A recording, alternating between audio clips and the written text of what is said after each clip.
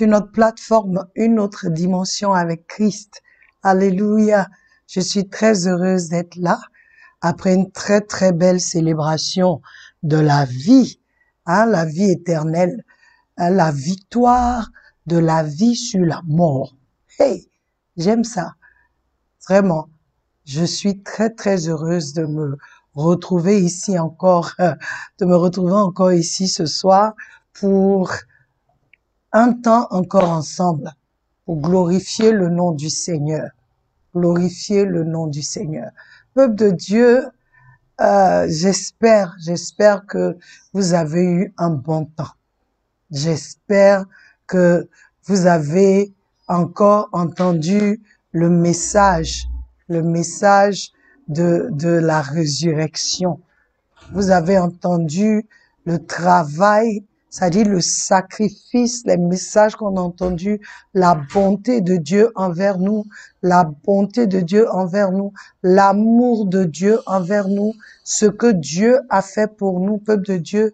Ce soir, nous sommes là encore pour glorifier ton Saint-Nom. Nous sommes là encore pour élever ton Saint-Nom. Nous sommes là encore pour élever le nom de Jésus pour ce qu'il a fait, pour les choses qu'il a faites pour nous. Alléluia.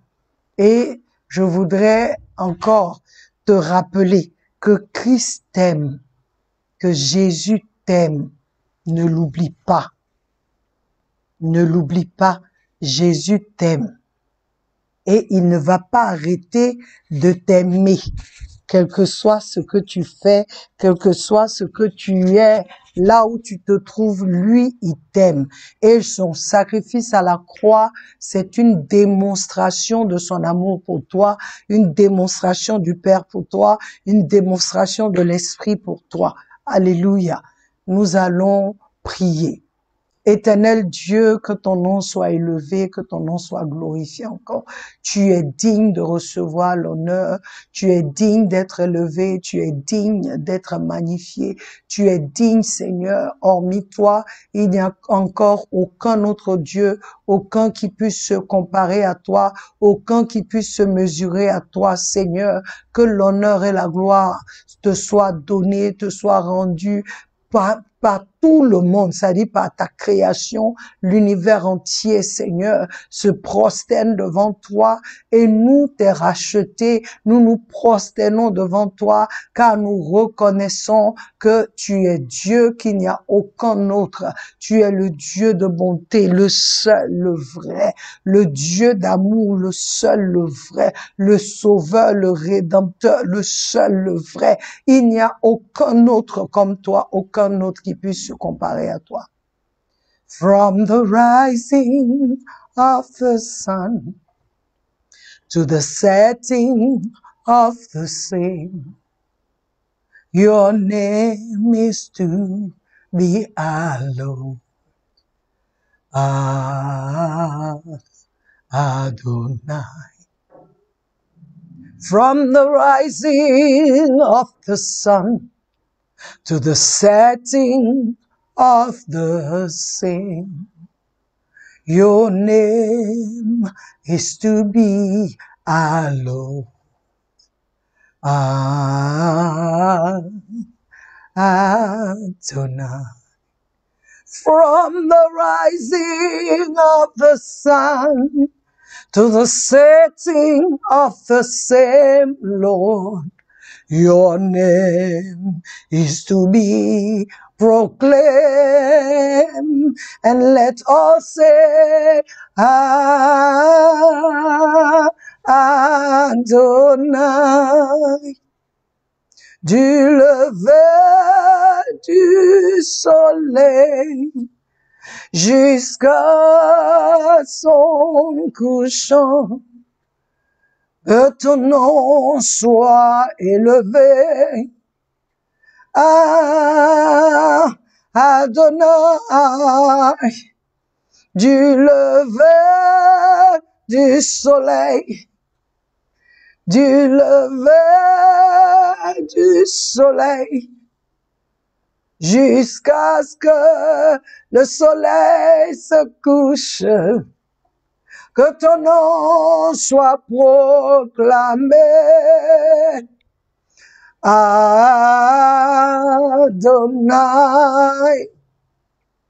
du lever de la vie, c'est-à-dire le matin quand tout commence à vivre, les fleurs commencent à s'éclore, alléluia, les yeux commencent à s'ouvrir pour ceux qui dorment, et quand tout se lève, Seigneur, que ton nom soit élevé, que ton nom soit glorifié. Du lever du soleil jusqu'à son couchant, que ton nom soit magnifié. Adonai, du lever de l'univers quand la création se réveille, que ton nom soit élevé partout. Adonai.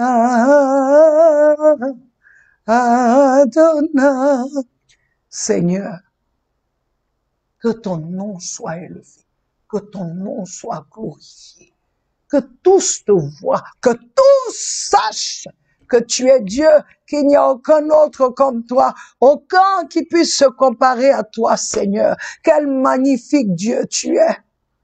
Tu es Dieu, il n'y a aucun autre comme toi. Aucun autre. Aucun autre que nous pouvons invoquer dans la détresse et qui agit sans intérêt, seulement parce qu'il nous aime. Tu n'es pas ce Dieu-là que les stériles vont voir et qui font des sacrifices pour avoir des petits démons dans leur ventre. Non, tu es ce Dieu que les stériles vont voir lorsqu'elles invoquent ton nom, Seigneur. Lorsqu'ils invoquent ton nom, Seigneur, tu interviens parce que tu les aimes. Parce que tu les aimes, tu ne demandes rien en retour. Tu n'es pas ce Dieu-là qui prend plaisir à manipuler les pauvres. Tu n'es pas ce Dieu-là vers qui le pauvre vient et crie et demande que tu de l'aide et tu donnes ton aide avec quelque chose qui suit. Non, tu es le Dieu vrai, tu es le véritable, c'est lui qui ne change pas. Tu es bon, Seigneur. Tu nous as tant aimés, tu as envoyé ton Fils unique à la croix, afin que quiconque croit que Jésus-Christ est le Fils de Dieu, il est mort pour nous, et le troisième jour, comme nous venons de le célébrer, il a été ressuscité pour notre victoire, pour que l'homme ait la vie éternelle, pour que l'homme soit délivré de la malédiction de la mort. Seigneur, tu es ce Dieu-là, le Dieu d'amour, le vrai amour, le véritable. Tu n'es pas ce Dieu-là que les gens invoquent pour une promotion dans leur lieu de travail, dans leur vie. Et tu demandes des choses en retour, des choses qui les rend esclaves encore. Tu n'es pas ce Dieu-là. Tu es le Dieu vrai, le Dieu bon, le Dieu miséricordieux. Comment ne pas te louer, Seigneur? Comment ne pas louer ton nom? Comment ne pas louer ton nom du lever du soleil jusqu'à son couchant? Comment ne pas te dire merci pour ta bonté? Ce soir, je lève ma voix avec quelqu'un qui ne sait pas où aller et je t'invoque pour cette personne. Quelqu'un qui pleure, qui a le dos au mur, je t'invoque pour cette personne. Quelqu'un qui est maltraité là où il est. Oh, Seigneur, je t'invoque pour cette personne. Réagis, Seigneur. Quelqu'un qui n'a jamais connu la paix depuis son enfance jusqu'à ce jour, je t'invoque pour cette personne, Seigneur. Tu es le Dieu de paix. Tu es le Dieu d'amour. Tu es celui qui nous a promis la vie éternelle. Et tu es celui qui a pourvu pour nous, Seigneur. Tu es le Dieu d'innombrables possibilités, des possibilités inouïes. Tu es ce Dieu-là qui rend les choses impossibles possibles, Seigneur. Je t'invoque dans la vie de chacun de tes enfants, de ceux-là qui ne te connaissent pas, qui sont allés faire des pactes et aujourd'hui qui payent le prix et qui pensent qu'il n'y a plus de sortie. Seigneur, révèle-toi à ces personnes-là. Oh Dieu, je t'invoque pour ton église qui se trouve dans la mosquée, que tu fasses sortir cette église-là. Je t'invoque pour ton église qui se trouve dans la franc-maçonnerie, que tu fasses sortir cette église-là. Je t'invoque pour ton église qui se trouve dans les confréries de sorcellerie, de fétichisme, que tu les fasses sortir aujourd'hui. Je t'invoque, Seigneur, pour cette nation ivoirienne, que tu te souviennes et que, Seigneur, tu interviennes dans cette nation à tous égards. Il y a des gens qui vivent dans la peur, d'autres même quittent le pays déjà à cause des élections qui arrivent. Tu n'as pas encore dit ton dernier mot. Nous disons, Père, cette année, nous refusons que le sang coule en Côte d'Ivoire. Nous refusons que le sang coule avant, après, pendant. Nous refusons cela. Élève-toi dans cette nation ivoirienne et montre que c'est toi Dieu. Parce que la parole dit tu es le roi des nations, Seigneur Jésus. Et la parole dit que les gouvernements seront sur tes épaules. C'est toi qui supportes, c'est toi qui établis, c'est toi qui élèves, qui abaisse. Élève-toi dans cette nation, Seigneur. Que ceux qui sont persécutés en ce moment, oh Dieu, parce qu'ils élèvent ton nom, élève-toi pour eux, Seigneur. Glorifie ton nom dans cette nation. Béni sois-tu, Seigneur. Béni sois-tu pour ce temps que tu nous donnes. Alléluia. Du lever du soleil jusqu'à son couchant, que ton nom soit glorifié. Adonai. Béni sois-tu, Père, pour ce temps, peuple de Dieu. Je t'invite pour que tu invites aussi, invite tes amis, invite tes frères, invite chacun. Alléluia. Et venons, nous parlons toujours de la foi. C'est l'année de la foi. Dieu seul sait pourquoi il nous a donné ce thème. Alors, notre écriture, c'est le livre de Luc 18. Et nous avons partagé la dernière fois sur la prière. Et aujourd'hui, nous voulons partager sur l'orgueil, qui est l'ennemi de la foi. Alléluia. L'orgueil. Et nous allons lire ce passage qui dit, pourquoi? On a dit Jésus, au verset 1, Jésus a donné cette parabole pour montrer que l'homme doit toujours prier. Alléluia. Et au verset 9, le Seigneur dit, et il est écrit qu'il a aussi donné cette parabole, car il y a certains qui croient, qui ont confiance en eux-mêmes. Alléluia. Il y a certains qui croient en eux-mêmes. Certains qui croient en eux-mêmes et qui méprisent les autres. Alléluia. En anglais, on dit, he also told this parable to some who trusted in themselves. Hein? Il a aussi dit cette parabole pour ceux aussi qui croient en eux-mêmes. Qui croient qu'ils sont justes et qui méprisent les autres. Et on nous donne cette parabole où deux hommes sont venus dans le temple. Un pharisien et un collecteur de taxes. On dit le pharisien au verset 11 se tint debout en priant comme ceci et disant de lui-même, Dieu, je te remercie parce que je ne suis pas comme les autres. Je ne suis pas comme les autres, greedy, c'est-à-dire, je ne suis pas comme les autres, il faisait allusion aux collecteurs de taxes, d'impôts, hein, je ne suis pas comme ceux-là qui sont cupides, hein, greedy, qui aiment l'argent, qui aiment plus. Et il dit, je ne suis pas comme les autres.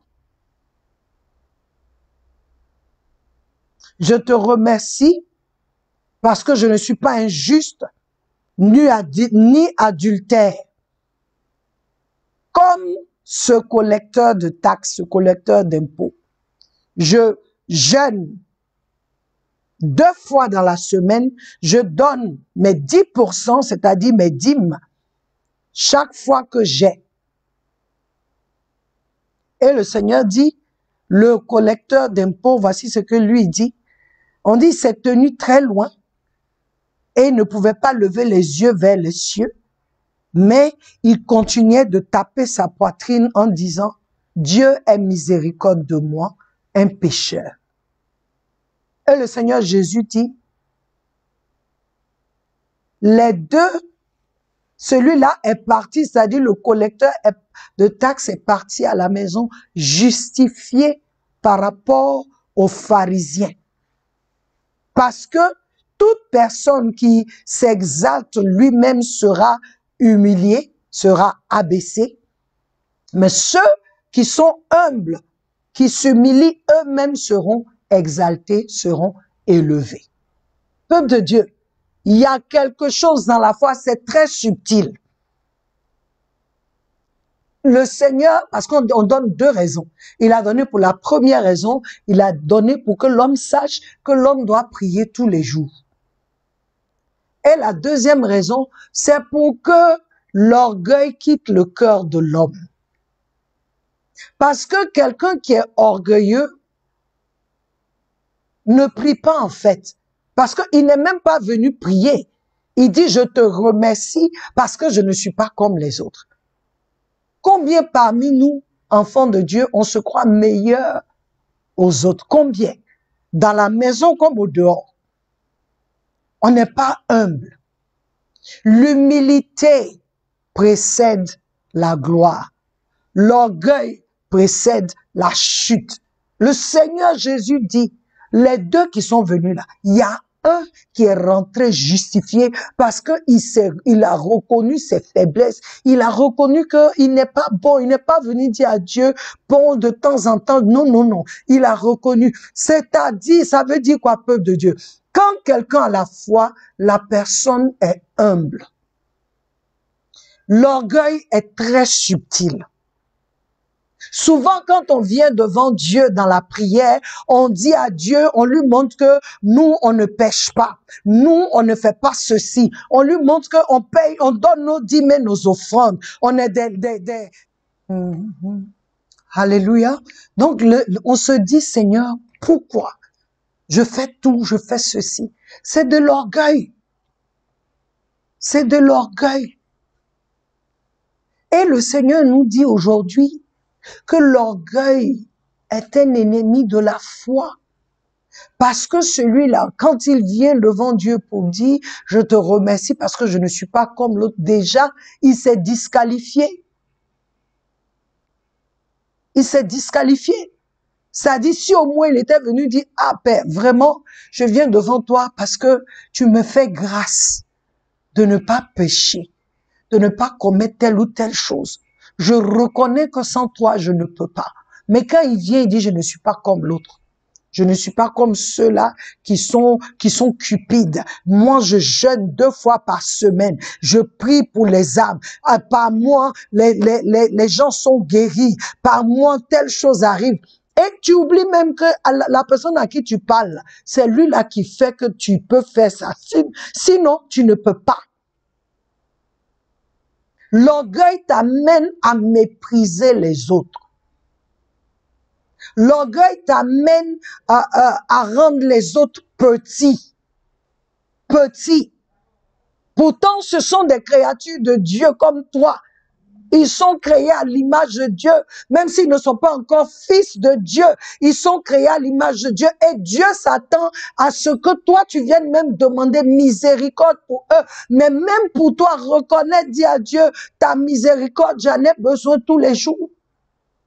Combien parmi nous sommes même en colère avec Dieu aujourd'hui? Parce qu'on se dit que Dieu nous doit. Oui, c'est ça. Il ne peut pas me faire ça. Ça ne peut pas arriver. Ce qui est arrivé, où était Dieu? Je suis tout le temps à l'église. Mais quand tu ne pêches pas là, mon frère, ma soeur, c'est à qui tu fais du bien? C'est à toi-même. Et ceux qui sont autour de toi.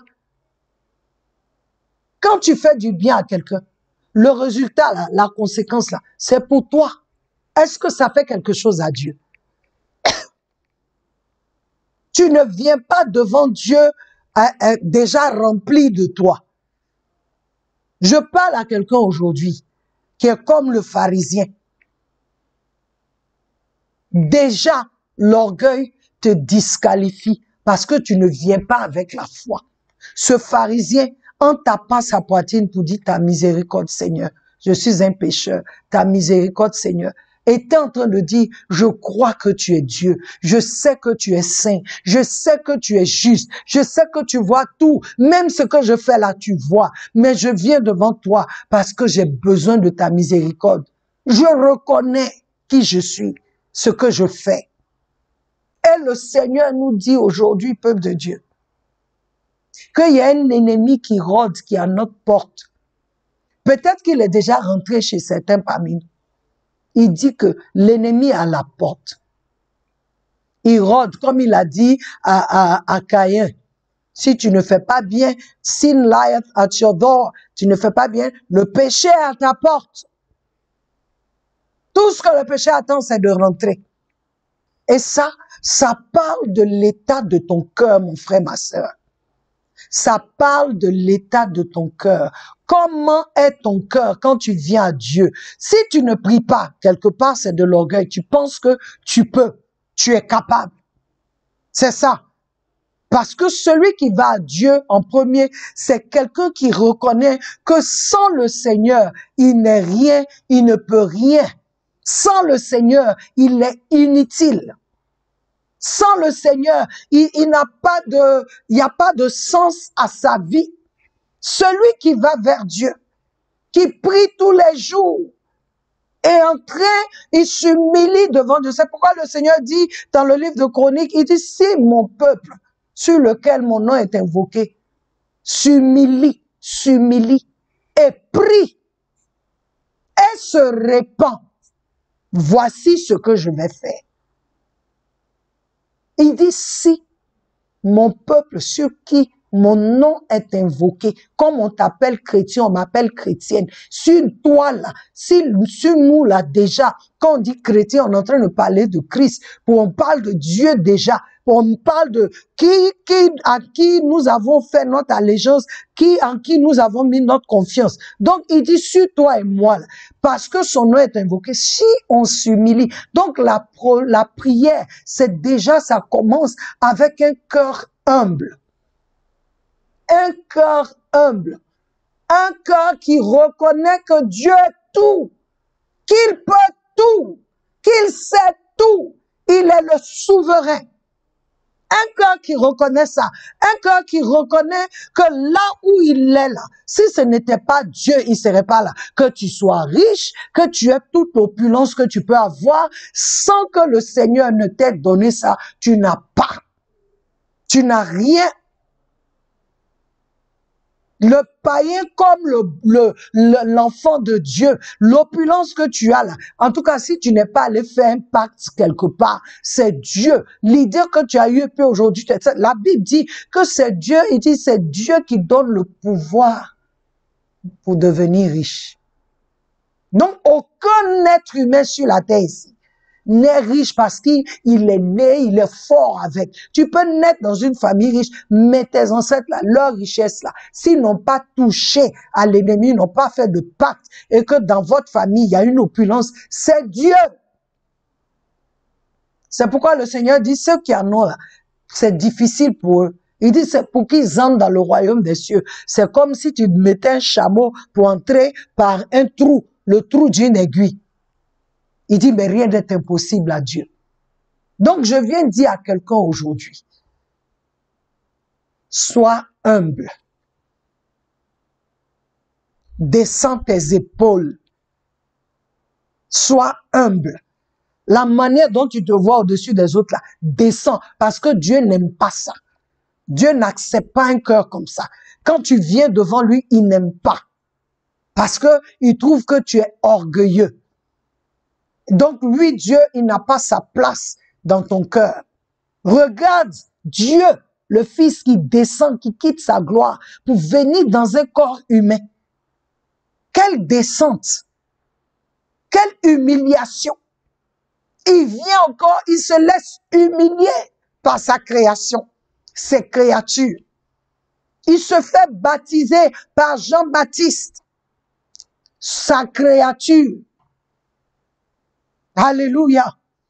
Il meurt pour nous, il se fait frapper, flageller pour nous. Tout ça par amour. Pour gagner quoi? Qu'est-ce qu'on peut donner à Dieu qui n'a pas? Tout ça pour nous sauver, parce qu'il nous aime. Quelle humilité! C'est pourquoi la parole déclare dans le livre de Philippiens que parce qu'il s'est humilié comme ça, là, Dieu l'a élevé au-dessus de tout. Il lui a donné un nom qui est au-dessus de tout nom, que ce soit les noms présents ou les noms futurs, même les noms passés. Il lui a donné un nom qui est au-dessus de tout, ce qui fait qu'à la mention de son nom, les cieux répondent. Tout ce qui est dans les cieux fléchit genoux, sur la terre fléchit genoux, sous la terre fléchit genoux. Et toute langue va confesser qu'il est Seigneur. Regarde l'humiliation.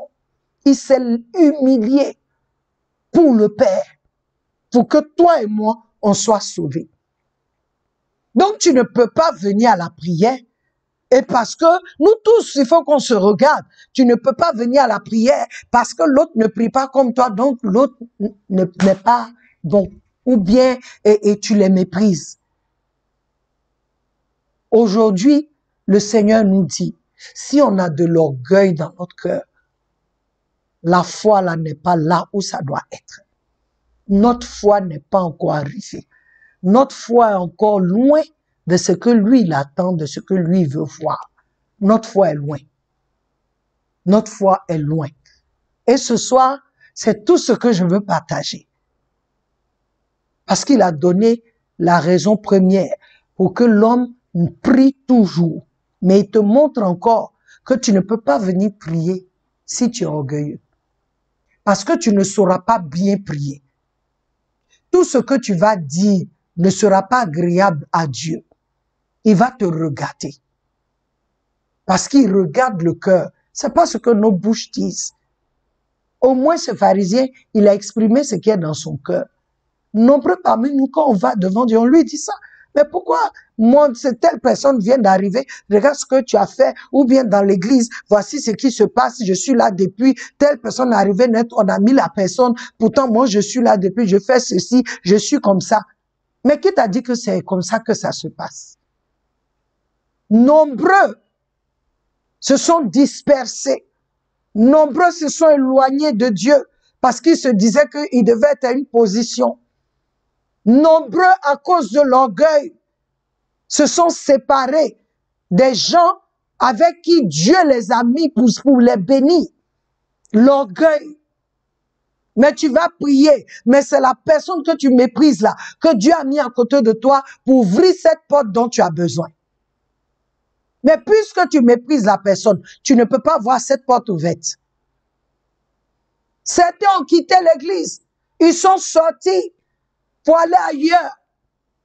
Leur vie là, c'était pas de bonne vie. À cause de l'orgueil dans leur cœur, à cause des choses dans leur cœur. Peuple de Dieu, on est en train d'arriver à la fin.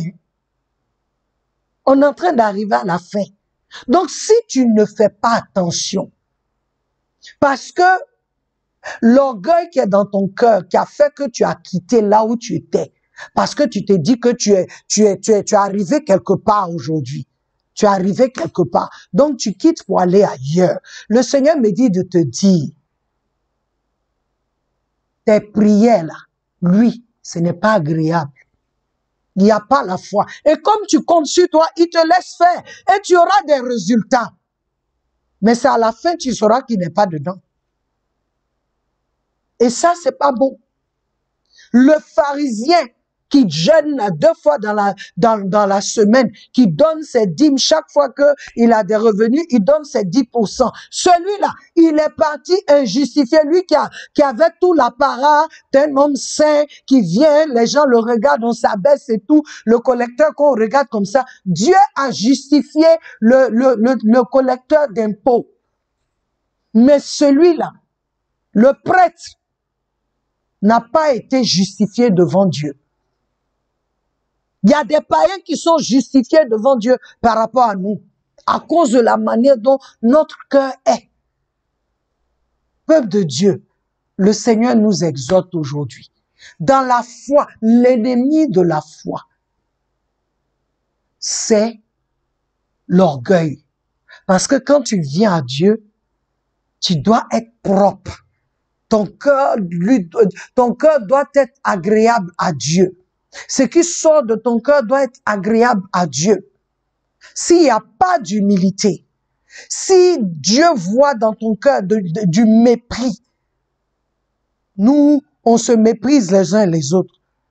Dans les familles, on se méprise. Tu méprises ton mari, ou bien ton mari te méprise. Quand on va devant Dieu pour prier, il regarde ça comme le pharisien. On n'est pas justifié. Parce que quelle prière il a faite? Je ne suis pas adultère, je ne suis pas ceci, je ne suis pas cela.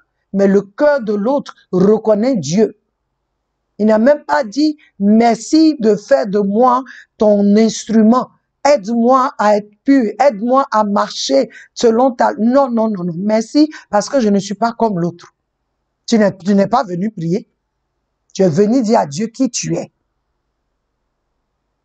L'orgueil cherche dans ton cœur cette chose-là qui fait souvent, on n'a pas de réponse à nos prières parce qu'il y a de l'orgueil. Et quand Dieu voit ça, il répond pas. Lui, Dieu qui répond, en fait, il te répond en te disant non ou en étant silencieux parce que tu ne veux pas regarder ton cœur. Pourtant, Dieu nous parle de nos cœurs. Ce qui est dans notre cœur. Donc, je voudrais encourager quelqu'un aujourd'hui. Je fais partie de cette race-là où je veux nous encourager. Regardons nos cœurs. Regardons nos cœurs et disons à Dieu, purifie mon cœur. Quand tu viens devant lui, ta miséricorde, Seigneur, aide-moi à te plaire. Aide-moi à être tel comme tu le veux. Aide-moi. C'est-à-dire, toi, tu peux pas regarder une autre personne pour te comparer. Compare-toi à Christ. Est-ce que la vie de Christ en toi, en moi, est épanouie? Est-ce qu'on voit Christ en toi, au travers de toi, au travers de moi, en moi? Est-ce qu'on le voit? C'est ça. Ce n'est pas, est-ce que le frère qui est là-bas ou la sœur qui est là-bas, ce n'est pas ça, mon frère. Ce n'est pas ça que je dois regarder. La personne où mes yeux doivent être rivés sur, c'est Jésus.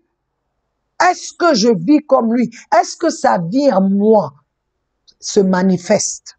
Est-ce que je suis sa réflexion? Alors ce soir, je finis avec ça, peuple de Dieu. Il a donné pour 2 raisons. Prier, toujours, toujours. Ça veut dire, tu es comme un enfant, toujours tu es devant ton Père. Et j'ai parlé de ça pour la prière, de la prière. J'ai parlé de ça. Donc tu peux aller regarder et puis poser des questions pour le samedi. Et aujourd'hui encore, l'humilité. Ce n'est pas une fausse humilité. La Bible parle de la fausse humilité. Ce n'est pas de cette fausse humilité. Des gens, devant les gens, on joue les humbles, on joue les trucs, mais notre cœur, c'est ce que Dieu regarde.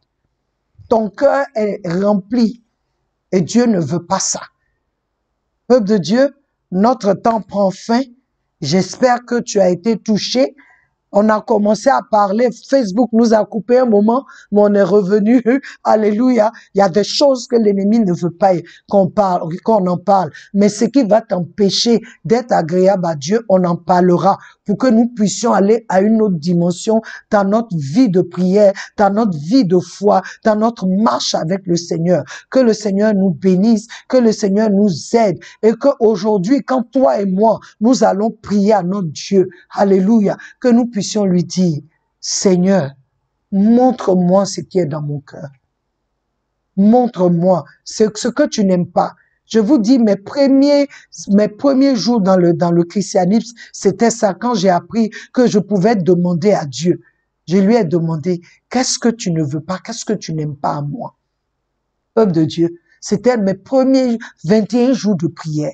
Et parce que j'ai vu une sœur qui avait fait ça, elle a fait ça pour maigrir, parce que elle n'aimait pas son corps. Elle a dit que elle venait d'accoucher et quand elle se regardait, elle ne s'aimait pas. Donc elle a pris 21 jours de jeûne pour aller prier à Dieu. J'étais étonnée, j'ai dit, hein, pour maigrir, tu allais demander à Dieu. Elle dit, oui, je suis allée dire à Dieu que je ne m'aime pas.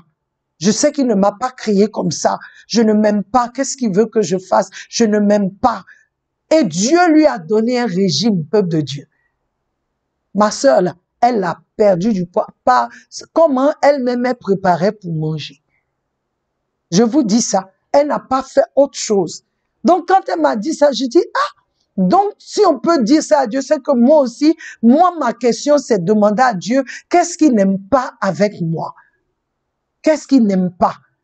Et le Seigneur m'a dit, tout ce que j'avais, je venais d'arriver, tout ce que j'avais sur moi, il me demande, mais les habits que tu as là, tout ce que tu as comme là, qui t'a donné, est-ce que tu travaillais quand tu as payé, tu as acheté ça? Je dis non, je ne travaillais pas, mais j'avais mon gars. Il dit justement, je veux que tu te débarrasses de tout, peuple de Dieu. J'ai tout déchiré, je n'ai même pas donné à quelqu'un. Mon mari est mon témoin. J'ai tout déchiré. J'ai coupé avec les paires de ciseaux. Tout. Et j'ai mis à la poubelle. La valise, j'ai rempli. Je suis allé mettre à la poubelle. Peuple de Dieu, c'est pour vous dire que tu peux demander à Dieu. Il va te montrer. Jusqu'aujourd'hui, je lui demande, qu'est-ce que tu n'aimes pas avec moi?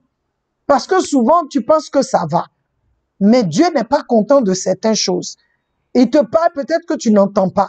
Donc, prends le temps de lui demander. Je te dis pas, va faire 21 jours. Si Dieu te dit, fais les 21 jours, va. Mais si tu es sincère, il va te montrer. Après les 21 jours là, j'ai tout jeté, peuple de Dieu. Pour vous dire que c'était le Seigneur. Les derniers jours, je me demandais qu'est-ce que j'allais porter pour aller à l'église. Parce que mon placard était vide. Ma mère spirituelle, qui rend pas visite aux gens comme ça, elle m'a appelé aux États-Unis. Tu es à la maison? Je dis oui, mamie. Elle est venue me voir. Elle dit non, il y a quelqu'un qui est venu la voir avec des habits. Ça lui a plu. Elle s'est dit que c'est pour moi. Attendez, à 27 ans, je crois que j'avais 26 ans, 27 ans, ma maman spirituelle a acheté des habits pour venir me donner. Mais je ne lui avais même pas dit que je jeûnais. Et j'ai compris que le Seigneur avait approuvé, il était avec moi. Donc, peuple de Dieu, c'est pour vous dire que toi-même, tu peux aller demander à Dieu. Est-ce qu'il y a de l'orgueil en moi? Aide-moi pour que j'enlève. Alléluia. Notre temps prend fin. J'espère que ce témoignage va te bénir et que tu vas aller demander au Seigneur. Que la main de Dieu soit sur nous. Que toute sémence d'orgueil meure, soit détruite en nous au nom de Jésus et que l'humilité de Christ en nous soit communiquée. Que son humilité s'élève et que son humilité déloge tout ce qui est orgueil au nom de Jésus. Amen. Peuple de Dieu, nous nous retrouvons le samedi pour la fac. Pose des questions. Jésus va répondre encore. Soyez bénis, je vous aime et Jésus vous aime plus. Amen.